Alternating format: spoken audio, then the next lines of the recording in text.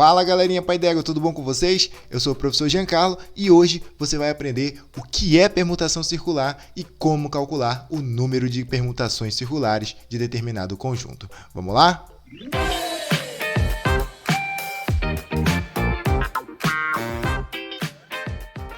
Então, galera, para a gente começar a entender o que é permutação circular, vamos a um probleminha, uma situação básica. De quantas maneiras diferentes 3 crianças podem formar uma ciranda? Cara, se tu não tá lembrado do que é ciranda, é aquela brincadeira que você fazia quando você era criança, que você dava as mãos e formava um círculo bonito e lindo, maravilhoso, e todo mundo era feliz e brincava.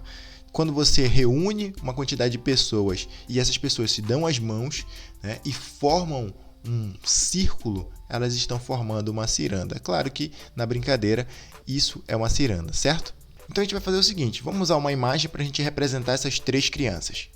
Está aqui a nossa imagem. Essa imagem representa uma ciranda que ela é definida a partir desse ponto aqui, tá? Vamos definir ela a partir desse ponto da seguinte forma. Eu tenho a criança A, a criança B e a criança C. No sentido aqui, ó, horário, eu tenho essas 3 crianças. Então, a criança A, a criança B e a criança C. Agora, preste atenção nessa outra imagem. Nessa outra imagem, olha, se a gente tomar como referência, olha, esse ponto aqui, eu tenho a criança C, eu tenho a criança A e tenho a criança B, ainda no sentido horário, tá bom? Olha essa outra imagem. Nessa outra imagem, se a gente tomar como referência esse ponto aqui, a gente tem a criança B, a criança C e a criança A. Mas o que eu quero que você perceba é o seguinte, essas 3 configurações, elas seriam diferentes, olha, se eu estivesse trabalhando permutação simples. Se você não sabe o que é permutação simples, aqui no card, ó, tem um vídeo que fala sobre permutação simples e anagramas. Então, você pode assistir ele depois e verificar o que é permutação simples, tá bom? Então, esses 3 aqui, olha, se fosse uma permutação simples, seriam configurações diferentes. Mas como eu estou falando de permutação circular, na permutação circular isso não vai ser diferente. Mas por que, professor? Olha só, observa bem essas 3 imagens. Primeira imagem, segunda imagem e terceira imagem. O que foi que mudou da primeira para a segunda imagem? Cara, foi apenas uma rotação. O que aconteceu foi uma rotação de 120 graus. Olha, a criança A passou para o lugar da B, a B passou para o lugar da C e a C passou para o lugar da A. Então, foi apenas uma rotação. O que aconteceu foi apenas uma rotação. Da figura 2 para a figura 3, aconteceu novamente essa rotação. Olha, foi só uma rotação. Então, galera, essa rotação que acontece, ela não é uma nova configuração. Quando a gente fala de permutação circular, essa rotação não é uma nova configuração, tá bom?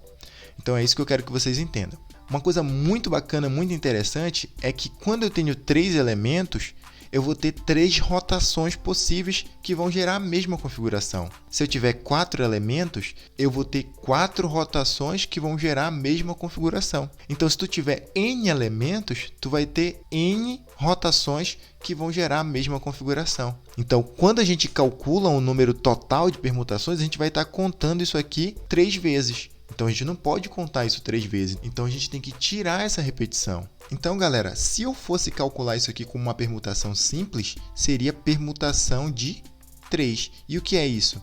Permutação de 3 é 3 fatorial. Mas lembra, eu vou ter essas repetições. Se eu tenho 3 elementos, eu vou ter 3 rotações que vão gerar a mesma configuração. Então, eu preciso retirar isso daqui, ó. Então, eu divido por 3 aqui. É como se eu estivesse dividindo toda essa permutação por 3. Então, o que acontece? Isso aqui é a mesma coisa que 3 vezes 2 fatorial, dividido por 3, né? Aí, eu simplifico esse 3 com esse 3 aqui. E o que vai restar para mim? Vai restar 2 fatorial. Então, quer dizer que o número de permutações circulares que eu vou ter com essas 3 crianças, que no caso são as cirandas que eu posso formar, vai ser 2 fatorial. E 2 fatorial é igual a 2. Então, quer dizer que eu posso formar 2 cirandas diferentes tendo 3 pessoas. Somente 2 cirandas diferentes. Então, o que é interessante você notar é que quando o número de elementos é 3, olha, o número de elementos é 3, o resultado vai ser 2 fatorial. Como assim? Presta atenção. O resultado aqui vai ser sempre uma unidade a menos do número de elementos que tu tem, fatorial. Então, a partir dessa ideia, a gente consegue fazer uma generalização. Então, olha só. Generalizando isso, a gente teria o seguinte. Quando n elementos são dispostos ao redor de um círculo, a cada disposição possível damos o nome de permutação circular. E para a gente calcular isso aí, vai ser sempre uma unidade a menos que o número de elementos que tu tem, fatorial. Então, a gente obtém essa relação aqui. Quer dizer que o número de permutações circulares para n elementos é n menos 1 fatorial. Tá bom? Essa relação vai te ajudar e ela vai te acompanhar durante o teu estudo de análise combinatória na parte de permutação circular. Agora, o que a gente vai fazer é aplicar isso em um outro problema. Vamos lá? Situação 2. Certa empresa possui 5 acionistas. De quantas maneiras distintas eles podem se reunir em torno de uma mesa circular? Olha a nossa fórmula aqui.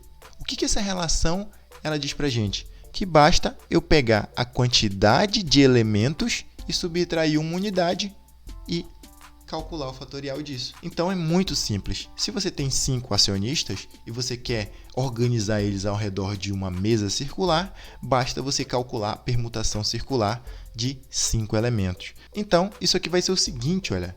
Permutação circular de 5 elementos. E o que é isso, professor? É 5 menos 1 fatorial. Quanto é 5 menos 1?